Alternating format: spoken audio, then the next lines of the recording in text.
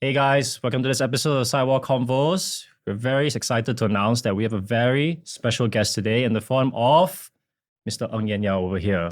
Thank you for having me. Malaysian world number one. Malaysian world number one. Malaysian Malaysian number world one. number one. Malaysian number one. Yeah. And currently, as of today, highest world ranking of 13 13. Congrats, and also man. 13. Yeah, there we go. Yeah, Awesome. thank you. Asian Games Gold 2 times. Yep. Asian Visual twice. Yes. Malaysian Opens fine. No, you won it I last won year. Malaysian Open 2019, Yeah. and this time we call it Malaysian Cup. Okay. So you yeah. won it this year as well. Yeah. Yeah. And now that's your 8th title. Yes. And you found some success in Singapore as well, making it to the semis, beating Victor in a brutal 110-minute game. 107. Not that it makes a big difference. No, but- It does. It does. the 3 minutes. Extra 3 minutes. The 3 minutes. For Yeah. us, it does. So we can't, the whole goal of this podcast is like, we can talk about squash, but like we're not really, you probably had these questions 1,000 times already. So it's like more to just get to know you as a Yeah. person. Yeah. Yeah. For my side, I've known you for like, my God, probably half my Too long. life. Although, I don't really talk to you as a Yeah. junior because you're like I so think- far above me. But like, I was always watching your finals against like Shafiq and whoever. I think in juniors Yeah. also I was quite focused. Yeah. In some ways. Yeah. I don't think that's one thing I'm a bit not regretful, but Yeah. if looking back I would have done a bit more. Like just socialize a bit I more. think you But shouldn't, it's probably a bad thing It's as well. probably So, no, I think it's a good thing. Yeah, Being world number 13 is that's probably No. helped out a bit. Yeah. Yeah. I was probably just too like far below you for you to even notice. Yeah, I was always looking in from a distance. no. Yeah, watching you play against Shafiq, Yeah. falling asleep because you're just Crazy. playing backcourt game with Yeah. Kale. No, back then I can't even play backcourt. It's just lob.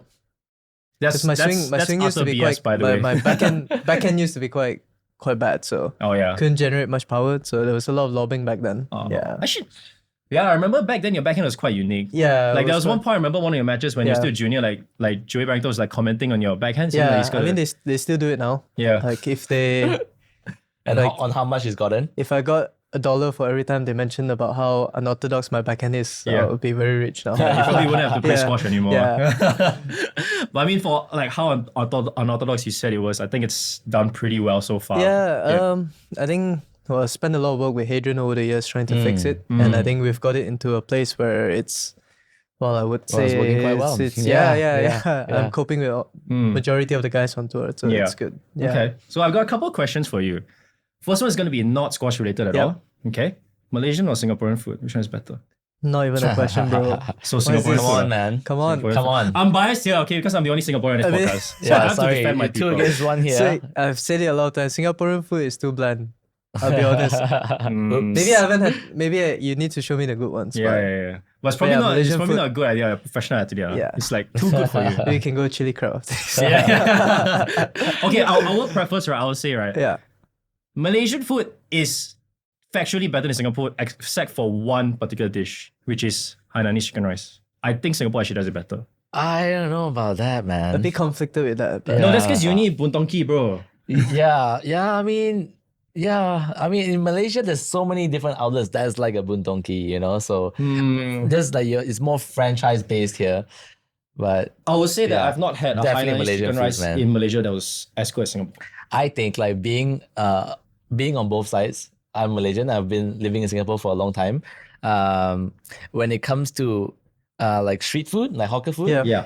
Malaysian food Okay. hands And down. all right, I'll give it to you. Malaysian Okay? food hands down. But when it comes to like fine dining, like Yeah. Italian food, French Yeah. like cuisine, something more It's exquisite, much better definitely here. here. Yeah. Yeah. But So- if you're looking for so- something that's quick, and you know what to expect, the quality is there. I think Malaysia is more. Yeah. It's easier in that sense. Yeah. Yeah. I'll give you that. I think Malaysia does pretty much everything better than Singapore. come with them all, man. Yeah. It's tied at Yeah, man. 1-1.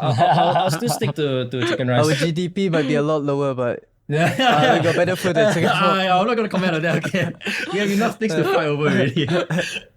Okay, so what are your goals going to be for the rest of this season? Because it's almost going to be ending already. Yeah, I mean, at this stage, I was still the target I've set myself is to win at least a silver level event because want to be progressing all the time. I think I won a bronze event last season or earlier this year, so I want to start progressing.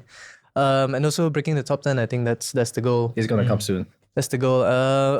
it's gonna be interesting. I think the four of us are quite close now. I think luckily I've closed down the gap with the 13-12. Well, I'm 13 this week, who's but Yusuf Solomon, Victor, myself, and Ali Abu were quite close in the points. So hopefully any four of us can start trying to break the top 10. To be fair, I think all four of you have had pretty like good results this season. Yeah. You all play like sort of a similar game. You have your own individual difference, but it's like quite close. Yeah, I think we're kind of all four of us actually. We're quite a little bit more not grindy, I'd say, but more traditional. Yeah, more traditional. Yeah. I think we're still maybe in some ways still finding our way against top 10 guys.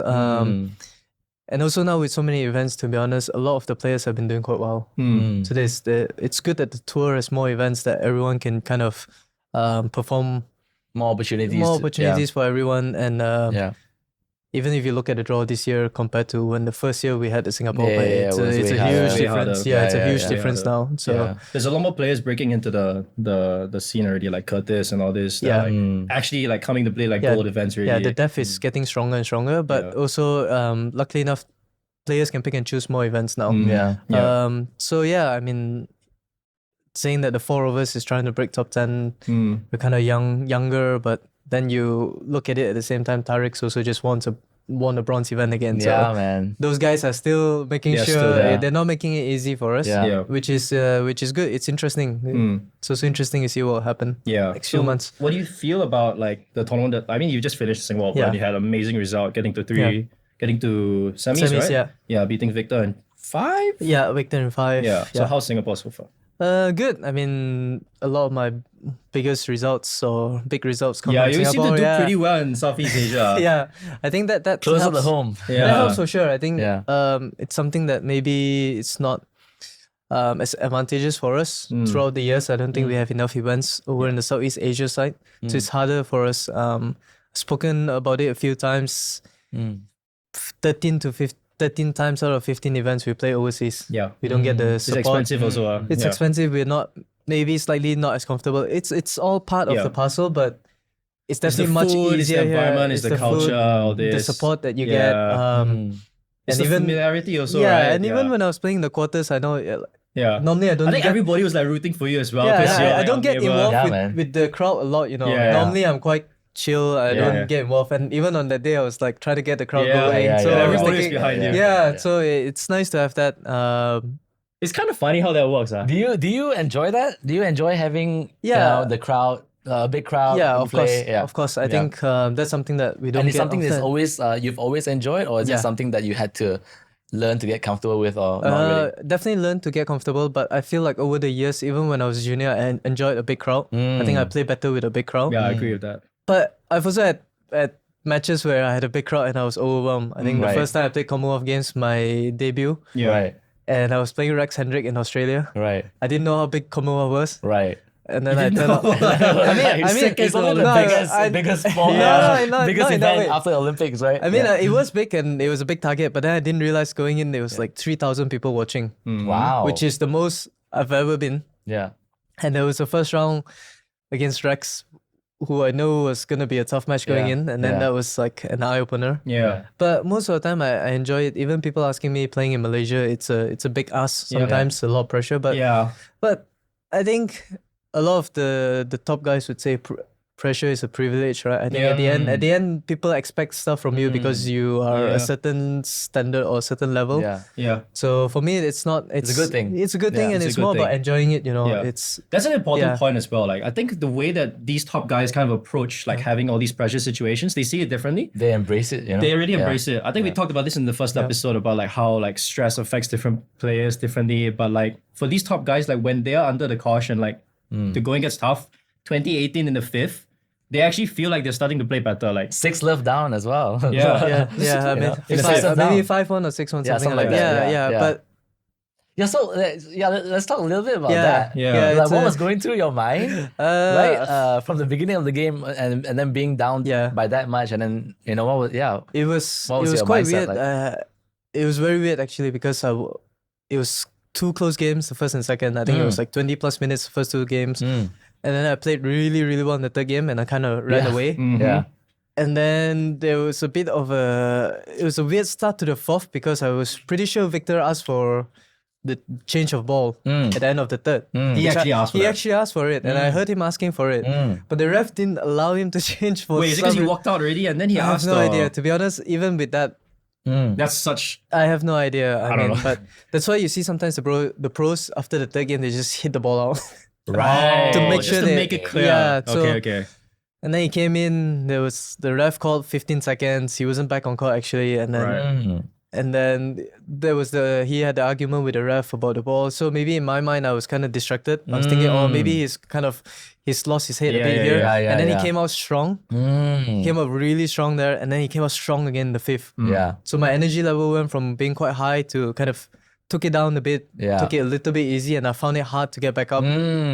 Kind of lost your momentum a little Yeah, bit. so in the fifth, I think I was just saying myself to just believe, almost kind of just Yeah. play one more point, make sure every point Yeah. I'm making it as tough as possible, and then Yep. see where it goes from there. And Yeah. and then And that's yeah. like one of these things that like all the top pros have, like that belief that 6-1 down in the fifth after like 80 minutes of squash. Yeah. That's brutal, man. Yeah. Like, but these guys have the belief that they can still call it back and win. And like, you never know, man, because like you're only thinking it from your own perspective, but you Yeah. don't know what the other guy's Yeah. going through as well. And momentum shifts so quick. It does. shifts so quick. Yeah. Absolutely I mean, does. we've seen it so many times. Yeah. Even this week. I mean, Yeah. Diego against Paul and Paul, Yeah. Abdullah. Oh my gosh. I mean, Yeah. if we look back, I think Diego hit the most casual cross-court nick Yeah. at 5-1 down, Yeah. and then he won the point, and Yeah. Yeah. Yeah. then one more point, and Yeah. 3-5, you're back in. Yeah. Um, Ali was 2 left down also, I right? think Yeah, if you to love lost down. that Yeah. point, it would have made a lot of difference. I don't think It he would was have tried 6-1, as much. yeah. 6-1, 7-1. Yeah, Unless it's it's you. a big. I mean, Amina did the same Yeah. yesterday. Yeah. 5-1 down in the fifth, and then she Yeah. came. Wow. It was crazy. So you can't take anything for granted. No, right? you absolutely cannot. Yeah, you have to be locked in from the start to Yeah. all the way to the end. And Yeah. So one question I wanted to ask Yeah. you as well. What do you think about the current state of refereeing on the PSA World Tour? it's definitely Because it's a very dicey subject and Yeah. nobody seems to know what's right and everybody has different I mean opinions on it. it can be quite controversial topic, but yeah.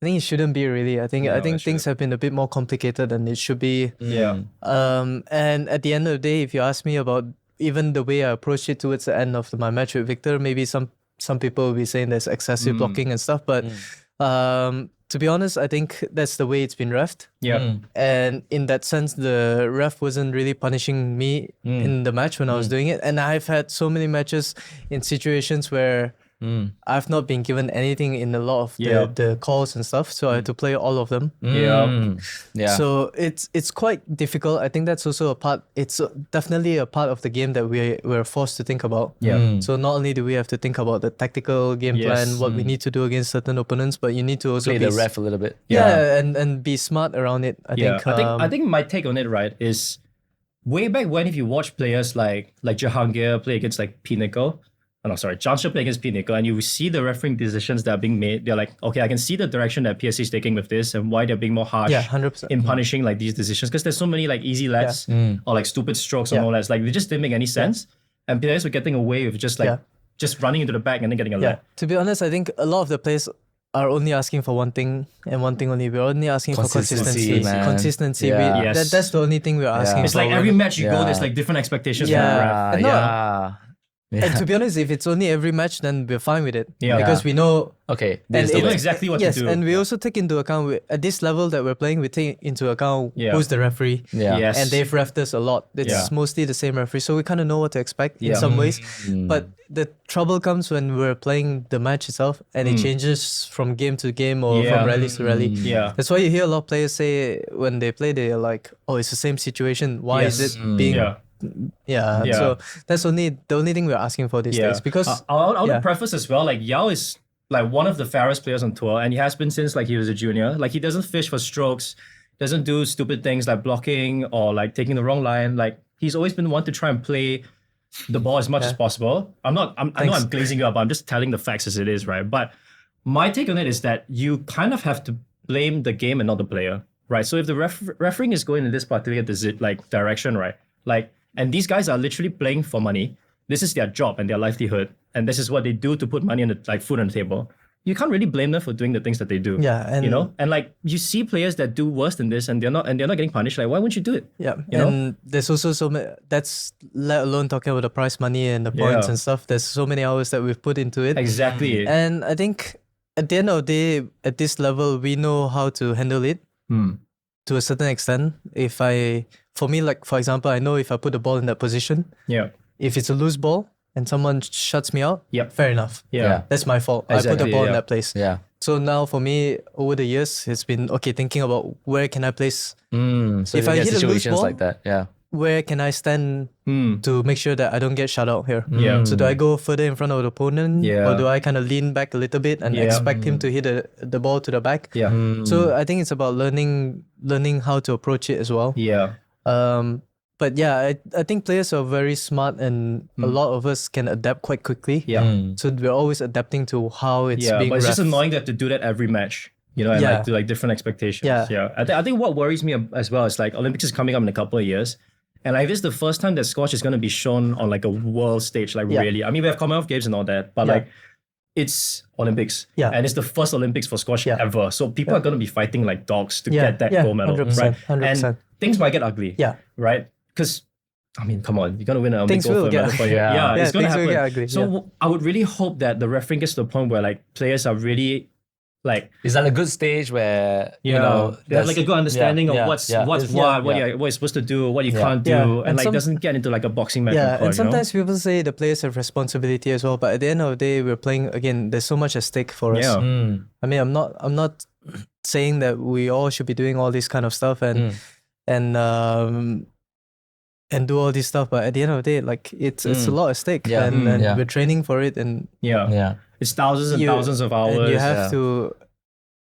to do well. You have to be competitive. You have to have the aggression. You have to have that mindset that you You gotta take your chances. yeah, you need to do Absolutely, what gives you the best chance of winning. yeah, and like that's something that I wouldn't when you say just like squash, but like every athlete in every sport ever that has reached the Yeah. top, they have that mentality of you need to do absolutely everything you need to win. You know, like doesn't matter what sport you come in. Yeah. You know, like tennis, golf, like all these kinds of things. Like you need to have that kind of mentality and be brutal when it counts. Yeah. Yeah. You know, like it happens. Yeah. And for squash, right? Like, because playing in like the UK and like all the satellites, like this stuff, like what you see on TV, is actually not as bad as Nothing- what it could be. Nothing. Trust me, close. like it's really not that bad. Like it could get much It's, worse. It's worse at the club It's matches. at the club Yeah. level, when it's it's even worse. not being Yeah. officiated by an Yeah. official referee, you know? I wouldn't say. I mean, I would say like a running joke with my coaches is like, I'm just happy I'm not in the trenches with. Yep. I mean, it sounds bad to be honest, but I'm glad that I've done like all of Yeah, us. yeah, challenge to We've done it. I mean, like, team, you would have yeah. done it like over the years when you're grinding through the, Yeah, lowest tier and or the second Man. lowest tier with You no suffer streaming, a lot nothing. more worse The situations. things that they don't see. Yeah. Yeah, It's- the referee is like Joe from the club Yeah. who like is like 3 beers deep, No. doesn't know what he's doing. But that kind of toughens you, you know? yeah, It does, it does, It yeah, is. yeah. It is. it's Yeah. like a trial by fire. It's you have something to go that through it. Yeah. When you look back in, well, hopefully fond memories, but. Yeah, fond memories, but thank God I'm not Yeah. doing that anymore, man. And half the time, it's the loser of the previous match is refereeing the next Yeah. match. So you're like, Oh, God. the other guy's already lost. Yeah, He's- like I've seen instances where I'm not gonna name any names because these guys like they're not playing anymore, but you will know who they are. Yeah. I've seen instances where like they've actually thrown down their rackets and started chest bumping each other and like almost getting the boxing gloves out. Yeah, It's yeah. really bad. I'll tell you guys who it is after this. But Yeah, but it's I'm really not really surprised. bad. I'm not surprised. Yeah, like There's yeah, a lot, a It's- lot happening. it's pretty bad. Yeah. Okay, I wanted to ask you as well. Who's your best friends on tour? Best friends, quite a lot actually. Well, I will hope Popular so. dude. Hopefully it's not one-sided. But Rich for sure. Rich. All We right. spent a lot of time. Do you guys bump into each other quite a bit during Yeah, events? we spent a lot of time. I mean, at this stage, we're both quite similar ranked. So we play quite Most of the tournaments together. tournaments together. So yeah. But mostly before this, I was spending a lot of time with the English boys, Pat Rooney, Charlie D, and those Yeah, guys. Spent quite some time with Joel. Besides that, a lot of the guys from UE as well. Yeah. Like Marwan, Mohammed. Yeah. Do you guys room together Solomon. for like tournaments? Yeah, do? we do. So have you been in the awkward situation where like you're staying with your opponent and like, hey, he's I've had a situation in Qatar just this year actually, where because understandably, the organizers are trying to save money. So as the tournament goes on, the players get one night before and 2 nights after you lose. So I think it was the semifinals, and then so they are trying to shift the rooms to make it the minimal amount of rooms that they are paying for that night. Right. So just saw a coincidence where the pairings just ended up being, I was being roomed with the guy I'm playing the next day Who is it? in the semifinals. Who is it? I hate that. I think It's so awkward, bro. I think it would have been Dimi. Dimi Cornell? No, Dimitris. Oh, Dimitri, Samet. okay. And no, really, well, it could have been anyone. But if I'm playing him in the semifinals tomorrow, I'm just thinking. Oh wait, so they actually switched rooms and put you two They together? were going to. Oh, okay. They were going to. Yeah. But So- it didn't happen. Regardless of whoever it was still Right, going right. to be. Right, you and him. Yeah, it would have been awkward if kind of a little bit awkward. So I kind of went to reception and said, like, look, can we not? I spoke to the organizer and said, can we not just have this Yeah. situation? Yeah. I don't mind it before, Yeah. but after the match, it's just like it could get a little bit awkward Oh, sometimes. so it's after it was the match? after no, the no, match. no. It was. It will be after the yeah. match because you guys will still room together. Yeah, After the match. Dude. Before that, it can be all buddies, it's right? fine. Yeah. We're fine before. Yeah. We'll always be fine before the match. Yeah, Then okay. after the match, it's like. Yeah, it's just Yeah. like Look at this guy you're sleeping. just putting a salt in the wound, right? I mean, Yeah, you think regardless it's of sleeping whatever, there. regardless of whatever the result is, Yeah. it's just but it's quite rare these days. Yeah. It's Okay, quite okay. rare. Dude, I Yeah. can't take that, man. Imagine if like I mean, you can't be like if you're the winner and you're rooming with the, there's the like, guy dude, who this guy just just beat. took like Yeah, $2,000 away from me. Yeah. You can't be in there being Yeah. all happy and stuff. You know what I'm that's saying? weird. Like you just have to be. I don't know. Yeah, I guess you can, It'd be but like, weird. it'd be so. It'd be oh, weird. man. It I has thought- happened before, but yeah? mostly with teammates, Malaysian Right. teammates, Oh, right? right, Then, right. Yeah. then that's That's not so Yeah. bad. Lah. Yeah, That's yeah, not so bad. yeah. Yeah. So there will be situations where things. What are you like if that does happen? Are you still like just as like normal, or are you like starting to get in their heads? You know, like, No, Does the game I start think- before the game? right. That's the thing. Yeah. I think I wouldn't think Yeah. of doing. I wouldn't think of doing anything like that, to be honest. Yeah. Right. Only because it would take up even more mental capacity for me to think Right, of what I right, can right, do. But right. no lah, I think we'll just chill lah. That's what he's just saying. Like, Maybe Okay, it's now like- some trade secrets. It's like pretending- Oh, he's got water. Let me just Yeah. take that from him. Imagine like, oh, it's half an hour before match. Just keep watching YouTube. Yeah, I don't care about the I match. don't care, like, you're nothing to me, bro. I'm just like this Yeah. match means nothing to me. Oh my god. By secret, you're like, oh my god, hope he just.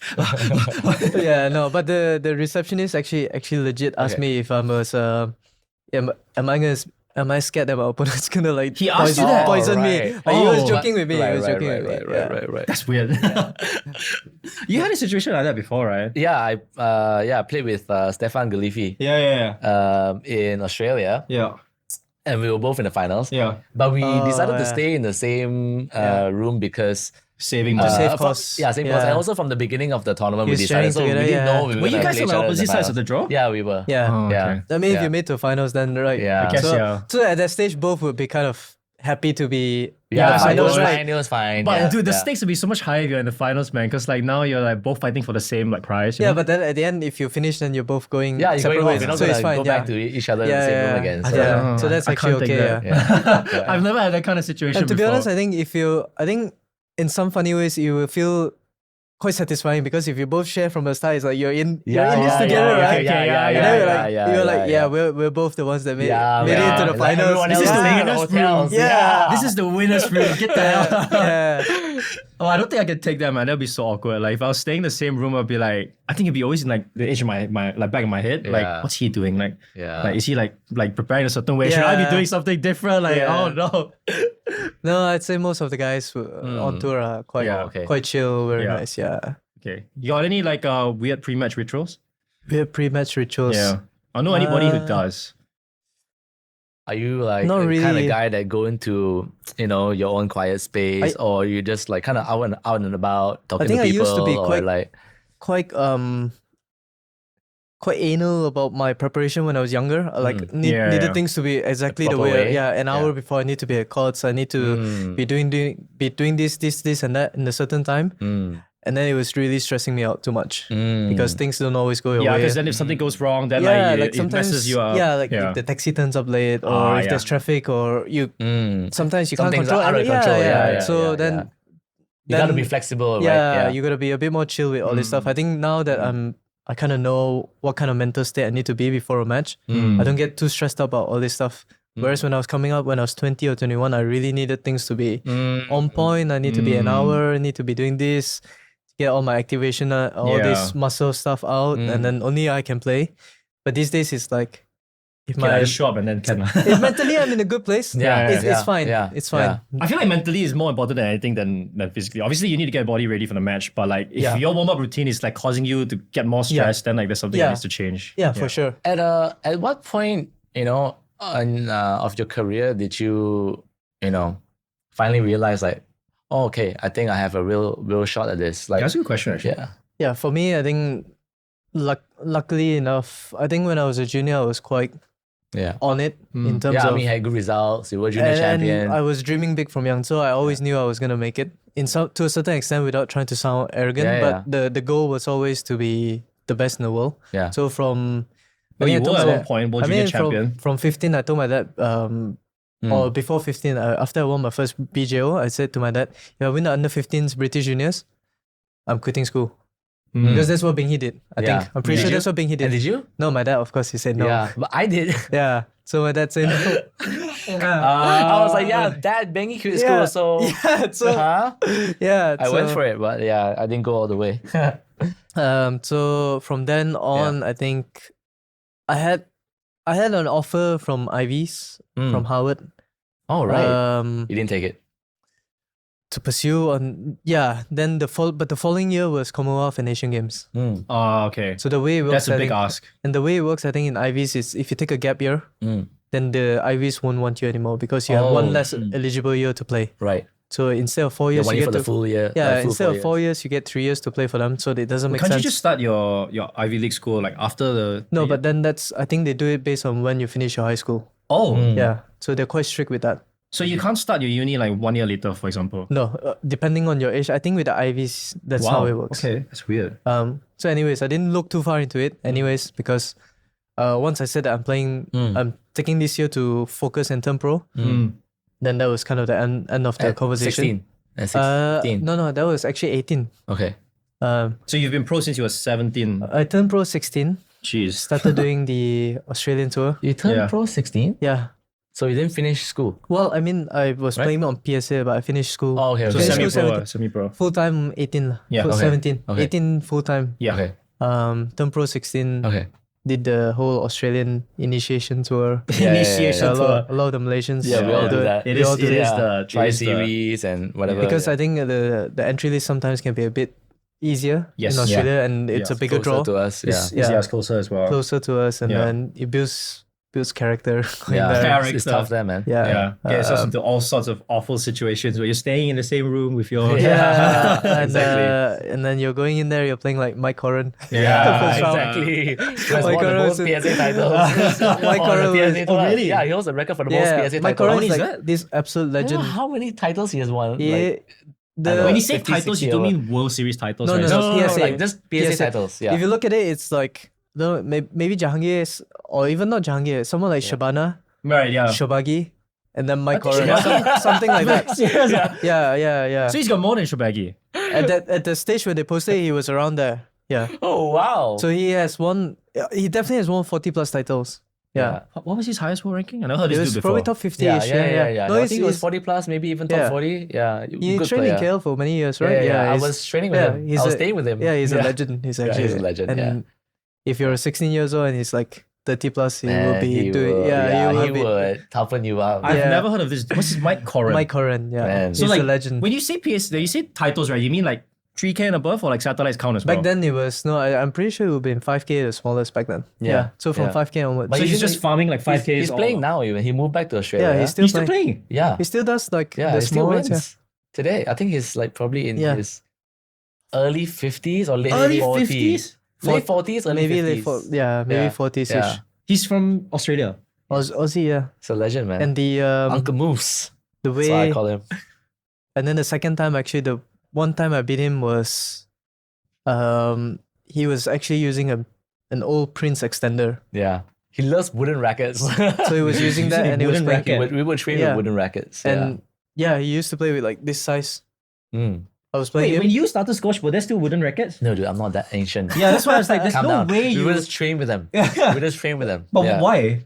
Just like, Dude, like because it's not hard to. It's really hard to generate power. Yeah, get with the accuracy, wooden yeah. racket, Yeah. and the racket it beneficial? vibrates. Well, you gotta have good technique if you want to play with the You wooden have to racket. be in good positions too. Yeah. And so so I- I'll say position is probably important, but You're like, gonna have massive Yeah. respect, right, for the guys who did it before. Yeah. Yeah. Like they played Yeah. with that, and Right. just like we're so lucky to play with So I was playing Mike With with today's when he rackets. was playing with that racket. Yeah. And I barely beat him in 5. And I was thinking, that's your head, crazy, man. dude. and I was thinking this guy is probably Wait, weren't coming you in. world junior champion at that point? Yeah, no, he's good. That's insane, dude. He's good. He's good. Yeah. Yeah. So yeah, that was funny. Yeah. 16 did all that, 18, and then turned pro, 18 full time. Mm. Mm-hmm. Spent a few good years with Pete Jennifer when he was the Yeah, head coach. PG, that was yeah. good. PG was great. Mm. Work a lot with Crossy, obviously. Yeah. Crossy throughout my junior career, Yeah. all the way through up until winning World Juniors. I think we had a really good partnership. Yeah. We've basically achieved almost everything. Yeah, man. I've seen you play in 2 world junior championships Yeah. finals.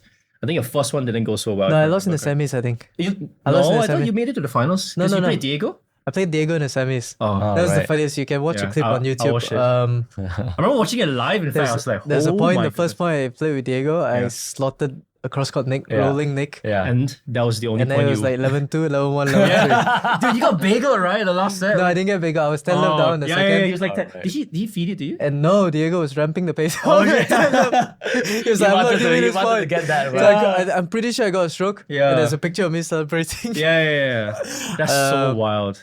But it's Diego the- was playing crazy at that squash at stage, that age. Diego was. Yeah, he was. But he was far and above us. I feel at like that not stage. really there. Like I remember I watched Diego since he was like maybe 15 or 16. At that point, he was quite good. Like not amazing, Yeah, but like I think 16 onwards, he Yeah, really, man. Yeah. really kicked off. Yeah, yeah. Really kicked But off. like, but was he like big news at that point? Like, no, everybody was like saying this guy's the next thing. Yeah, He was. he was. Okay. Like he was- if he wasn't, he was the only guy that was in Yao's path. Yeah, He was that's stopping it. Yao from Yeah. winning that world. Yes. Junior. Yeah, and then Yeah. actually, to be fair, Solomon no, was yeah, he there. played Solomon as Solomon well, was right? at finals, Yeah. but Yeah. It and the wasn't that finals close, was right? similar as well. Yeah. Because So- like I think Diego's in the same like age group as like Fares. He's I 2 think. years older than Yao. I think he was kind of in between. Yeah, maybe Fares and myself. I remember one of Diego's like World Junior Championships. He played and then he got top 8, and Fares and Hamimi's Hamami brother. Karim won that. Yeah, Yeah, he won that, and I think Diego was like 6'8". Then Yeah. one of Ben Chan, Yeah. his dad was saying like, oh, Diego's gonna be the next big thing. I was like, who's Diego? Yeah, And then no, like no, 2 years Di- later, he wins the World Junior No, Championship. Diego was big.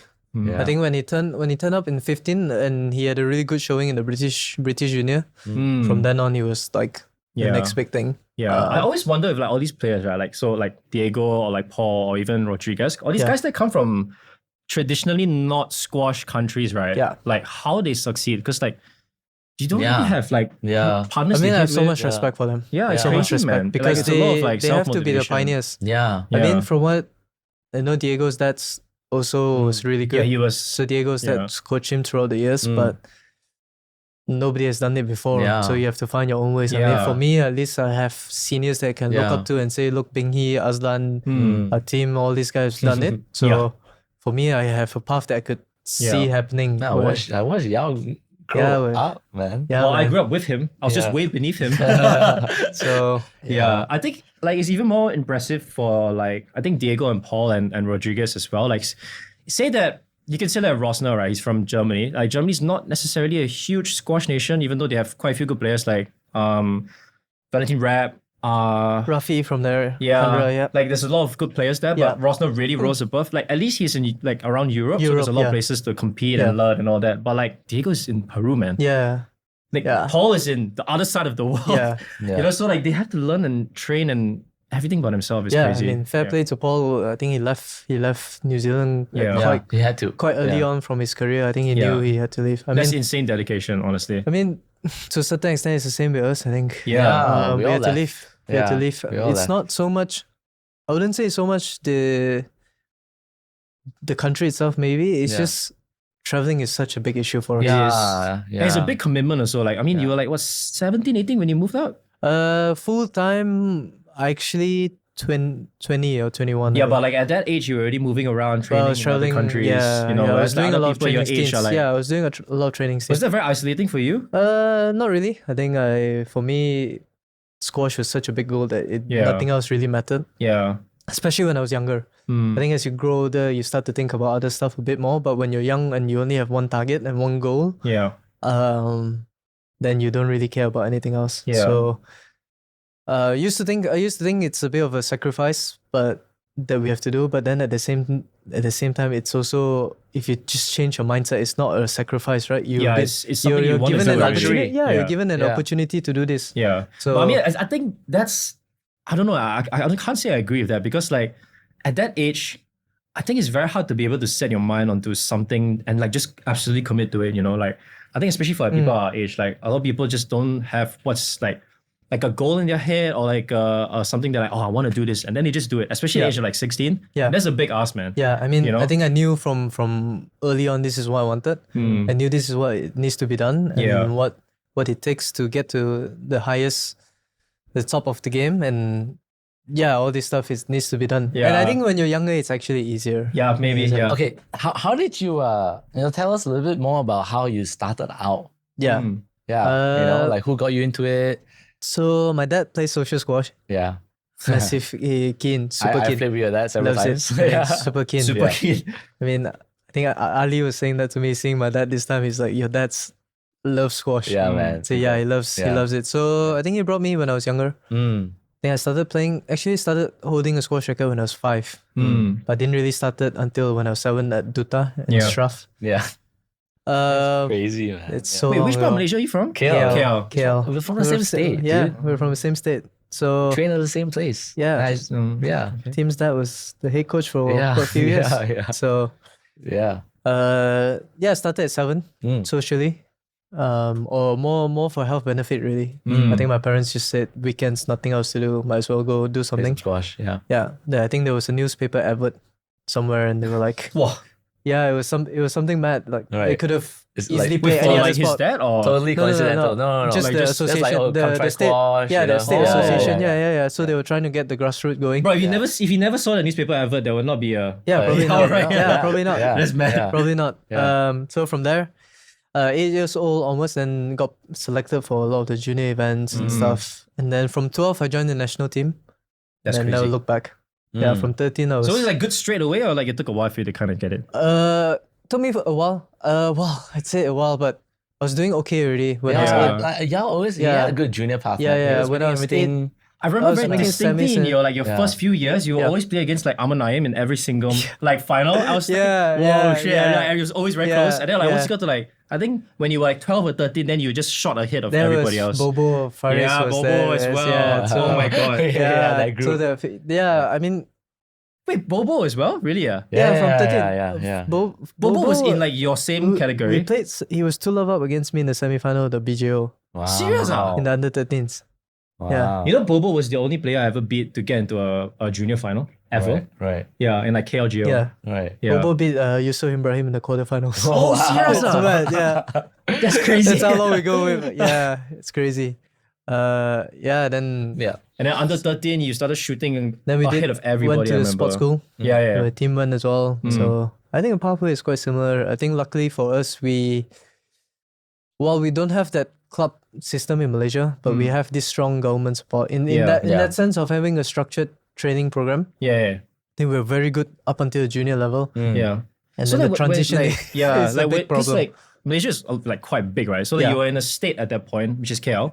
The National Training Center is in KL, Bukit Jalil. Bukit Jalil, which is in BJ, KL, right? yeah. So like, if say you're from another state like Selangor or whatever, like how does it work? Do you just move or like? You can, you just move. Like the association will ask you, right? Like, okay, you've been selected to join the national team. Would you like to, come and join and train here? And So you bought at BJ, and BJ is Bukit Jalil, by the way. yeah, you don't have to, go to the sports school. But you can Just turn up for the train with sessions. train with the session. Yeah, just turn up for the sessions. Do you pay for the? No, you don't. pay No, for it. that's Everything is what I provided. mean. For us, we're quite lucky in that sense. Because you already stay in KL. And And everything even is- if you're from other states as well, if you want to do it, then you can go to Yeah. the boarding school and then you Yeah. can do it that way.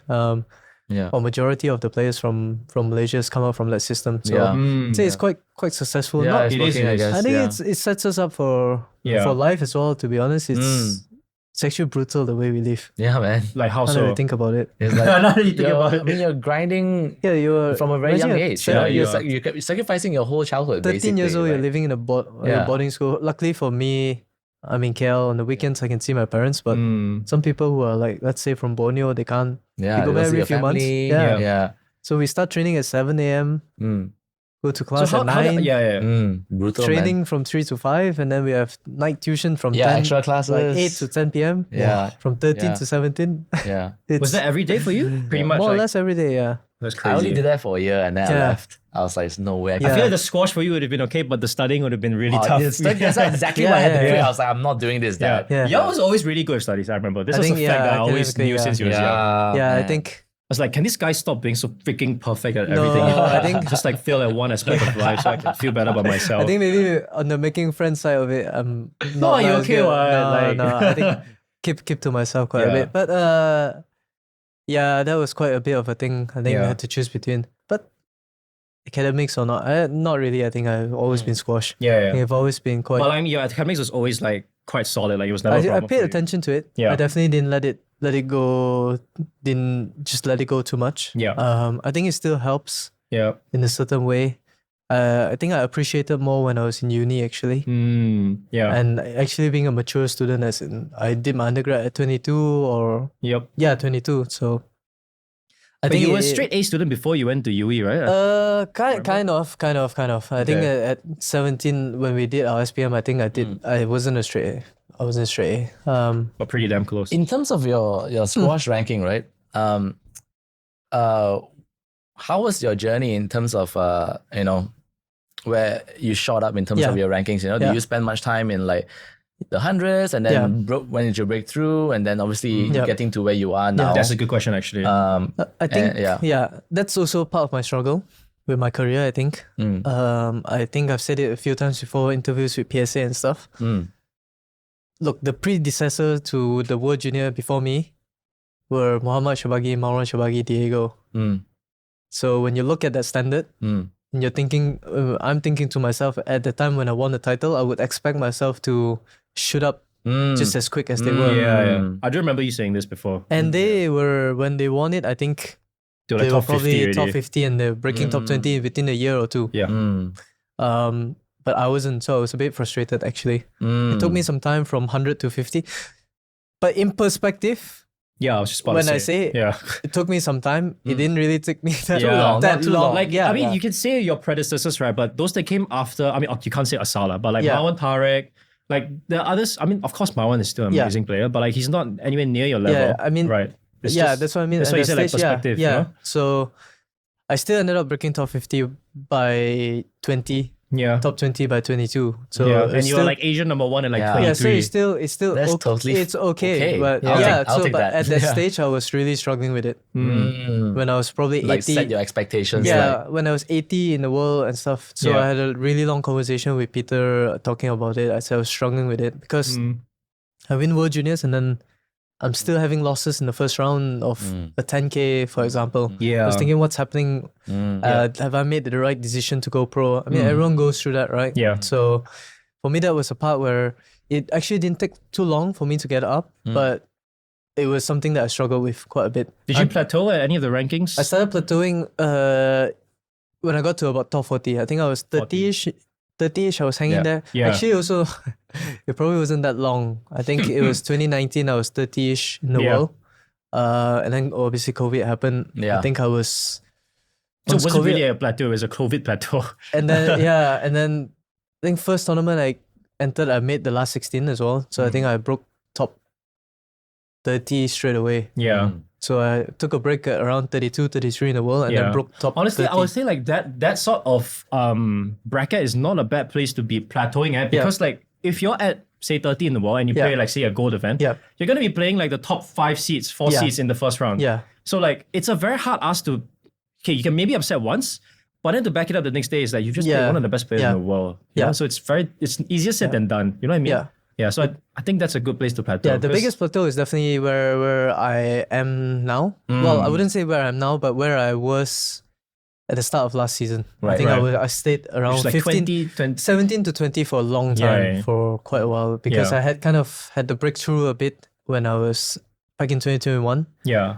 When I was doing really well in British. I beat Gawad. Yep, I remember this. Backed it up and then had a massive match against Miguel where I lost 5 where I was cramping. Yeah. Yeah, I did actually watch your match against Gawad. That was second. Yeah, I did that too. Yeah. That was the second You longest were like match. 2-1 down, I think, right? Yeah. And then you were But to be fair, I think Gawad was playing some ridiculous squash. I think he was also coming back from an injury, to be fair. So I was having a great event, and then I left for Egypt, and then I beat Asal in the first round. I remember this. And then to was that beat the side Miguel. court? Yeah, on the side court, and then I beat Miguel to make the quarters. So from there, I broke top 20. But from then on, I kind of stagnate. Not even plateaued. I kind of had a few dips in and out of the top 20. So I think that was the area where it can be tougher. Yeah. What do you think it was that helped you got through that little and not with every plateau? Yeah. You know, what do you think it is? Would you say that, you know, when you're in the younger age category, you know, from 18 to 20, maybe at that point it was maturity, you know, from a teenager going to a young adult, kind of as an athlete as well, and as also as a person. And also later on, like now, you know, what is it that you find in terms of like your personal growth that helps you make that breakthrough? You know, this is what I'm for me, I think obsessed with. Yeah. It can be like you say, it can be quite different from different individuals, right? Yeah. And maybe some people might say that I'm not ambitious enough if I say this. But what is it for you? you? For me, it's at this stage, it's patience. It's patience because I know I'm doing the right thing. I know I'm training hard. You're in the right direction. I'm doing all this, all the stuff that's absolutely the right way to look at it. I think. And there's actually, if you look at it, there's no magic pill to anything. There's no magical solution. There's no like, if I change my technique to a certain way now, or if I do this or give that, me that edge. I'm suddenly gonna break top 10. It doesn't work that way. And you just have to stay patient. Yes. And just keep believing. I think that's the big thing. Yeah. I think one pitfall that some players might fall into is like thinking that like you said, like a magic pill, or like thinking that you're entitled to something because you've been in a certain place or like you're a certain ranking, and then that gets to you. Yeah. Like I think for me, I can kind of relate to that because like if say that I'm playing an underdog, like that really gets to me because I feel like I should be winning. Yeah. Right. But like, I mean, in any sport, right, nothing's ever given to you because like you can put in the hard work. Yeah. But that's not going to guarantee you the result. No. You still have to get on court and perform. And that's something that I think a lot of people tend to struggle with. Yeah. Like thinking that your hard work buys you a result. It doesn't. It buys you a better chance to get the result, but doesn't necessarily give you the result. Right? I will always say to my fellow juniors, hard work is the minimum. Yes. 100%. If you think hard work, and I always say to a lot of the players, because I've been through it and I've faced the same problem, working hard doesn't mean you're gonna win. Yes. Everyone works hard. It doesn't guarantee you the win. How would you know that the other guy is not doing more hours than you? Everyone's doing an equally insane amount of hours these days. Nobody is slacking these days and turning out and beating everyone. It just doesn't happen. It just doesn't happen. So the biggest problem for us sometimes before this anyways, where we had some gaps between events, is putting in a good shift of work, training really hard, feel that you're really fit. And then the biggest pitfall that you could get yourself into is going in and thinking, I'm going to boss this match. Yeah. Because then you go in and you're like... Because you're thinking you're physically get superior now. You're like 5-1 down in the first game, then you're starting to panic. And all these thoughts start running through your head in the court. I've done all this work. Why is it not happening? Yes. So even if you work hard, it doesn't mean you deserve to win. So it's almost working hard is the minimum requirements. So it's so nice to kind of hear this, you know, from a top player that's competing at this level. Exactly. And you know, this is some of the stuff that a lot of the kids go through. Yeah. And you're wondering like, oh man, it's like, you know, why can't they get over it? And it's something to work on, you know, and even at a high level you're experiencing this. So what more at a junior level, you know, when you're just coming up. So I think like as a junior, you really have to like curb your expectation. I'm not saying that you shouldn't believe in yourself, but like you really have to understand that there's levels to this. Like everybody is working their ass off to try and get to a certain level, and like you said, it is the minimum requirement. I think the difference between the juniors is I think with the juniors, I think the juniors must dream big. Yeah. The juniors must have a big goal. Yeah. If you don't have a big goal that you're working towards when you're young, it's going to be quite difficult You're to going to be keep. quite aimless. Yeah, for the kids to get engaged with it. I mean, I think that's the difference. Whereas for They need to buy in on it as well. whereas at this level on the pro scene, everyone wants it. Yeah. Everyone's dreaming to be Everybody at in the the top game. 20 believes they can beat anybody in their day. So with you, right? I would imagine. Okay, I mean, I had a different journey, obviously. Yeah. I would say it was probably easier for you to dream big and believe because you've had all these results from a junior, from a young age, under 13 BJO and world junior champion. So yeah, I mean, like it's just natural for you to. But for a player, do you think you would believe in yourself in the same way if let's say you weren't as successful? I think. Yeah. Maybe luckily enough, I had when I was young, people guiding me. Even when I was 8 years old, actually, I don't know if I still have the drawing back home, but 8 or 9 years old, I think I had a drawing of me holding the British junior title, the under 13. That's so cute. And that was 8 or 9. That was before I had anything. So you're already dreaming. Yeah, I was already thinking about it when I was young. Man. So that's from a young age, that was it. And of course, I still had a lot of setbacks in my junior career as well. So it wasn't smooth sailing. Yeah. So I've seen some of those setbacks as well. so it's just about then you kind of persevered. and then you look back at the goal. I think that's what makes the difference. Yeah. I think it's even if it's not successful or it didn't go as exactly as planned. I mean, even till now, I wouldn't say people say you're doing well, but in my ideal world, I would have hoped to have achieved more at this age. I think all pros, even if you want more, even if you win 10 world titles, you're probably thinking you should 11, win 12. Yeah. So I think everybody's never enough. Like, Yeah. I think everybody's journey is gonna be different because like you had success from like a super young age. Like basically right out of the gate, you were like Malaysian number 1 already. But like people like Joel or Paul, like they found success like later on. Like and they didn't necessarily have like stellar like junior careers, but they still found a way to just grind it out and make it to the position that they're at. So I think just because like you haven't had the results necessarily as a junior, it's not going to necessitate you not being able to succeed. Right? There's still a way. And I think if you speak to them, they would probably say that they believe in themselves. Yeah, 100%. Regardless of where they were in their career. I think they would have, this is what they want and this is how they're not going to stop for anyone. I think like that's another point that y'all brought up as well. Like every single one of these guys has had setbacks. And they've managed to just bounce back and learn from it and get better. Like one thing I always want to ask you, right? Because I was there when it happened. Yeah. You just recently won the World Junior Championship title. Yeah. And then you were playing I think it was AJI, Asian Junior Individuals. And like I was sat in the audience that watching you progress through the tournament, right? And like there was so much pressure on you. Yeah. Like the media was like swarming you, like asking questions like, you're the new World Junior Champion. Yeah. Like, what do you think your chances are? And like you were talking about it. And like you had, was it relevant? I lost to Al Sarraj. Yeah, you lost to Al Sarraj in semis. Like, and that was like a huge thing. I was like, shit, that's a tough blow, man. Like I'm not even in this position, but I can imagine how tough that must be because like it's at home also. Yeah. Right. So how was it like for you?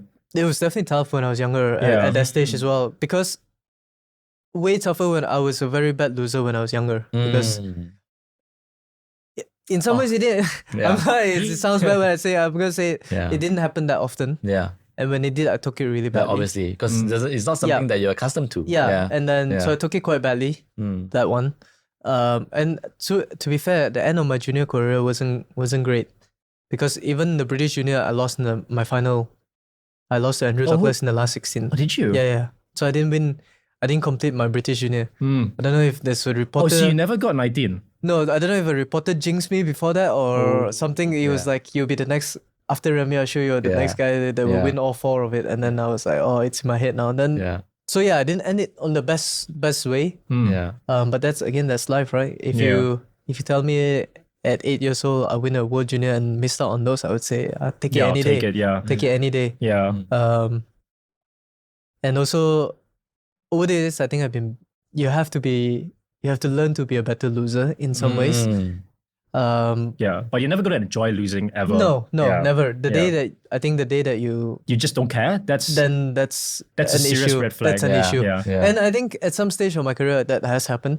But then it's also being aware of it happening and then saying, is this what I still want to do or not? Then I think that's kind of reassuring to hear, because like like you see these guys on TV and like obviously they're the best players in the world. Like they also have all these kind of doubts. 100%. Like they're human 100%. and like all these kinds of things like happen to them and they have to process it. Like, but they still like kind of just plow through and they find a way to get better. And I have so much more respect for people actually grinding the way through the rankings, because then at least for us, we're still, even if we win or lose at the end of the day, we might complain at where we are, but then players actually from the 50s to 100s or even 100s to 200s, they'll be thinking you're in no place to complain. And that's why I have so much respect for them as well, because everyone's on their own journey. Everyone's fighting hard. Everyone wants to win. So it's not easy in some ways. I think one thing I wanted to ask as well was like, when you were say 15 or 16, right? How much did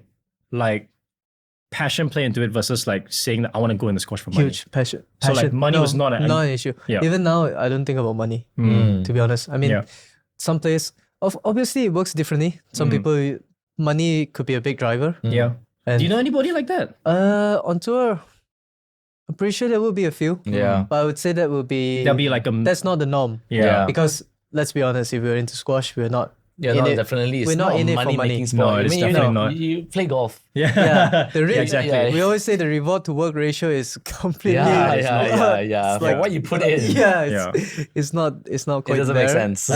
So for us, I think a lot of it is... I think internal for motivation. Like, for like every single touring professional, that is all passion. Yeah, they do it because they love it. And I think throughout the years, I don't know, I wouldn't really say I lost the passion, but it's actually quite refreshing for me to see someone like Zakaria coming up now and seeing how hungry he is, and how he Amina goes through the events. Yeah. For me, Zakaria, funny enough, makes me like smile in some ways because I look at him and went through what he's going through. It reminds me of, I mean, he's playing at a much higher level than I was when I was his age, but it reminds me of how hungry I was when I was younger.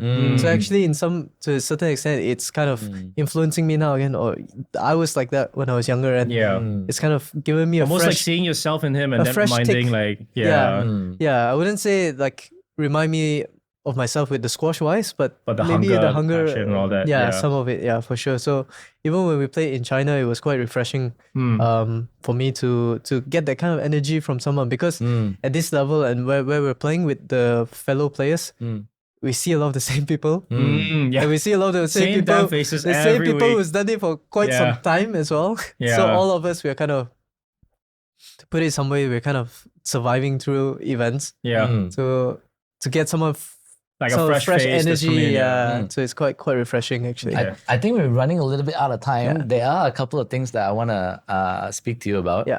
One is when you were growing up, or even now maybe, but I think we're more when you were growing up.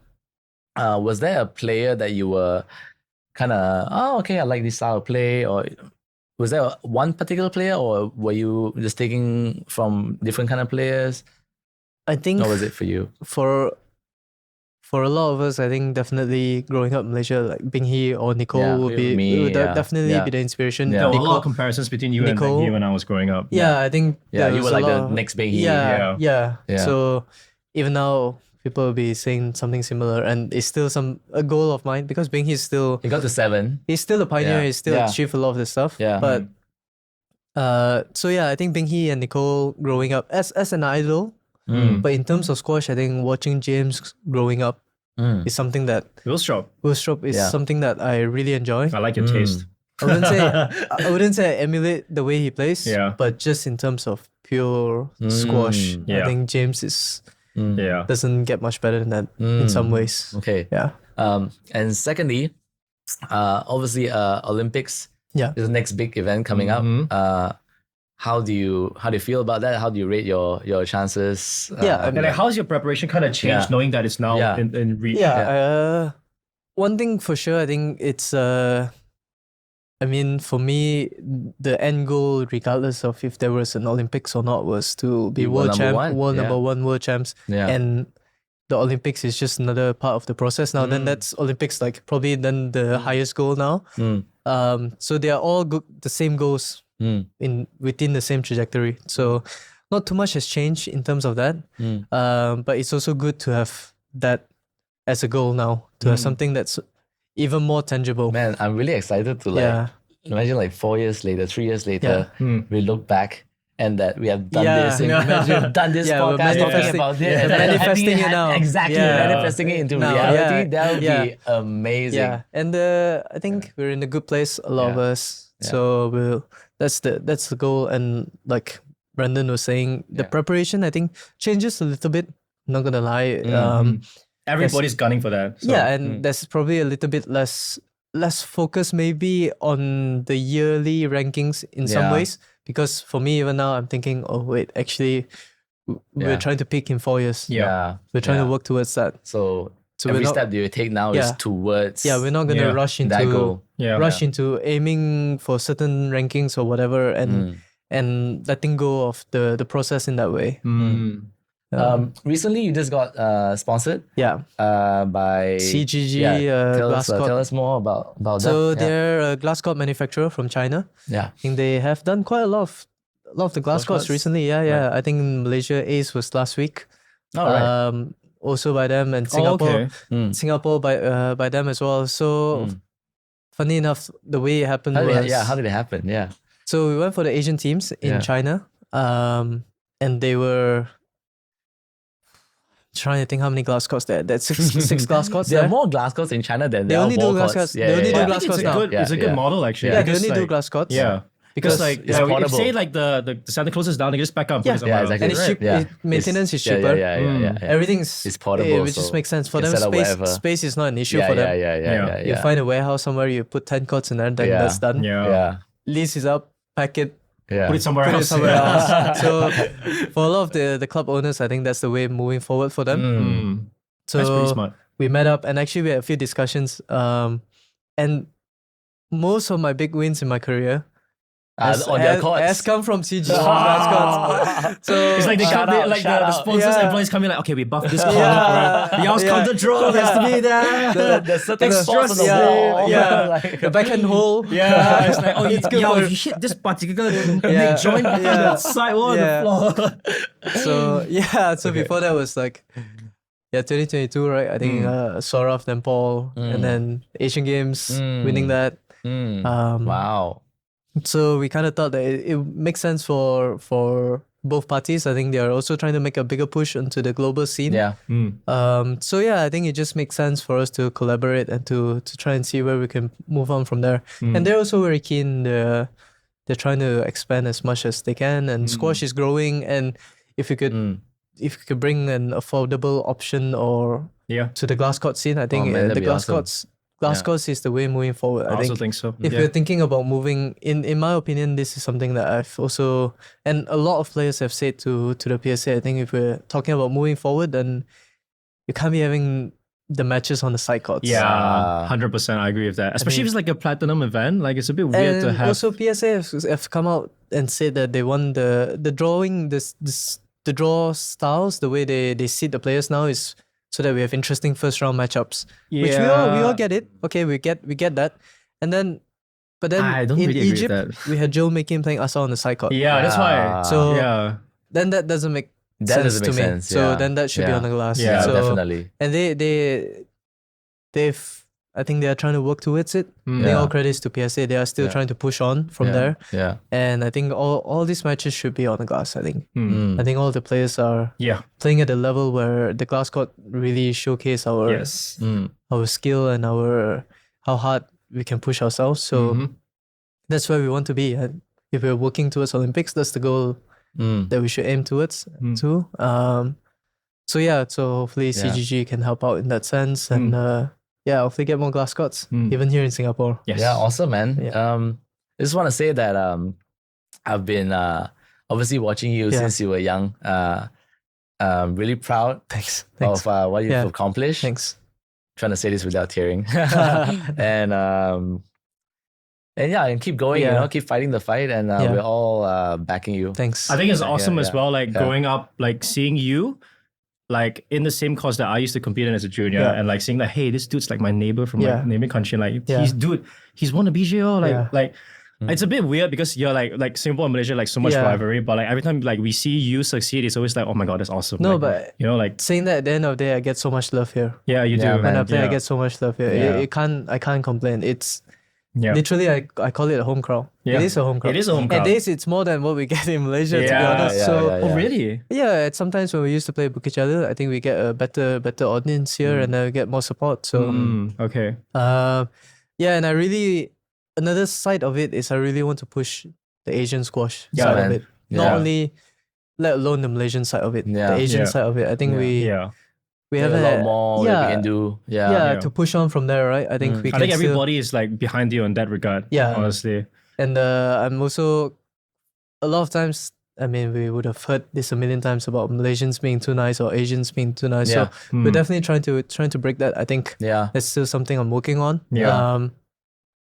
But yeah, it's definitely not easy going through it. I'm blessed enough, lucky enough, like you, team, all everyone's support behind me. I know there's a lot of support. As much as there are pressure, I think there's definitely more support than pressure. It's definitely a positive thing, I think. Yeah, we all want to see you do well. Yeah, it's not, people are not like, you must do it, if not you're a failure. Like, nobody says that. Nobody. I don't think anybody really The only thinks person that would say that is me to myself. Yourself, So I'm blessed enough to have all this support around here. And hopefully we'll see in the next few years trying to push Asian squash and hopefully a few more Malaysian boys coming up. I think we're in need of that. So okay. Well, it's been awesome to have you on. Yeah, man. Thank you very much. Hope we are really looking forward to see what you have in store for the rest of the season and beyond. Because I'm pretty sure you have the potential to achieve whatever you want. And knowing you and having seen you play, like you have so many weapons on court that people need to be aware of. Like it's gonna be really exciting, especially in a couple of years. Like once Olympics rolls around, I think your chances are as solid as anybody's. Yeah. Thank you. So like, all the best, man. Thanks. I'm really happy to have you on board, man. It's been fun. We should do it more. So that concludes today's episode of Sidewall Convos. Check out our next few episodes. We got more interesting guests coming on. So thanks for tuning in. Peace. Peace, guys. Thank you.